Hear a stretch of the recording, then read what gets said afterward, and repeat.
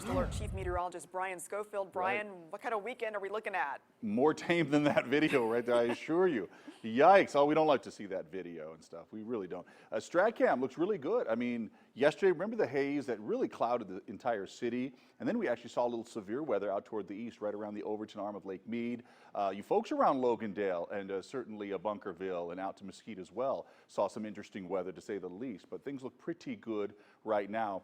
Where are the winds? They're not quite non-existent, but the gusts right now, just in Pahrump. You folks in Pahrump woke up to a nice cool morning, but certainly you saw some gusts across the area that, or still seeing those, that are a little more impressive than what we have across the valley, but just not impressive in general. So Nellis Air Force Base, big wind gust yesterday, 55 miles per hour. Today, very tame. Look at that. We'll take that any day of the week. So winds sustained at 6 miles per hour. Nary a breeze across the area.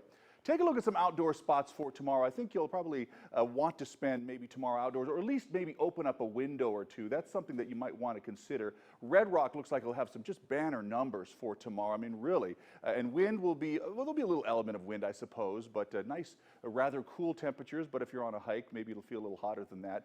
Certainly areas like Mount Charleston, anywhere really around the local mountains, will definitely have some nicer readings. So whereas the valley will start to get closer to the 90s very soon here, still be in the 60s for tomorrow, Mount Charleston, so that'll be very nice. So nice to get outdoors. Here's the way it looks, Desert Doppler. Not a whole lot going on right now, and that's good, but everything that came through yesterday, that's what they saw up in Utah as it pushed to the north and to the east. Futurecast, nothing doing, just fine. Don't expect anything to happen either. So setup is this. We'll start to see the temperatures climb up a little bit more.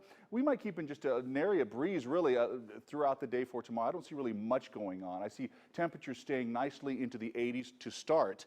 But I think we're going to get quickly into the 90s before you can blink an eye. But that's okay, because that's much closer to normal. So end the weekend off upper 80s, we'll say. There might be a few areas that touch on 90 degrees, but really it's next week that we start flirting with that number. And when I say flirt, we barely get to it. So that's nice. Overnight lows, middle to upper 60s. Afternoon highs, still very fall-like, not summer-like. That makes a big difference. All right, back to you, Carla.